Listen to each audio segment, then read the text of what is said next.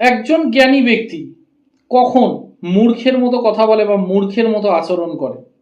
দেখবেন প্রচুর পড়াশোনা করেছে, যেখানেই গেছে, যে কোনো এডুকেশনাল সেক্টরে ভালো মার্কস নিয়ে পাস করেছে, যে কোনো জায়গাতে মার্কস প্রচন্ড ভালো নিয়ে সে কিন্তু বেরিয়েছে। এডুকেশনাল সেক্টরে তার দক্ষতা ছিল ভীষণ, কিন্তু যখন তাকে প্র্যাকটিক্যাল কোনো কিছু করার কথা বলা হয়, তখনই তার অপোনেন্টের লোকটা বলে এত পড়াশোনা শিখে কি লাভ করলি ভাই, প্র্যাকটিক্যাল তো কিছুই করতে পারিস না। কিছুই যখন আসে না, কিছুই যখন পারিস না, এত শিক্ষা দীক্ষার দাম কি রইল? কি শিখেছিস ভাই? আমাদের এইভাবে বলা হয়।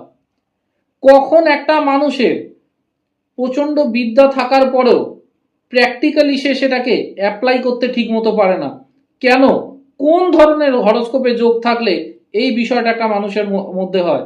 জ্ঞানী হলেও মূর্খের মতো সে আচরণ করে। কখন হয় জানেন? যখন জন্মছকে, যখন জন্মছকে বুধ খারাপ হয়ে যায় আর বৃহস্পতি ভালো থাকে। এডুকেশনাল নলেজ তো দিয়ে দেয়, সেটাকে দক্ষতার সাথে কিভাবে অ্যাপ্লাই করব সেই দিমাগ, সেই ব্রেন এদের কখনোই দিতে চায় না। প্রত্যেকে মিলিয়ে নিন, যাদেরই জন্মছকে বুধ খারাপ আছে আর বৃহস্পতি ভালো আছে, তাদের জন্মছকে এই জিনিসটা দেখা যাবেই যাবে। তারাই জ্ঞানীর মতো হয়ে মূর্খের মতো আচরণ করে।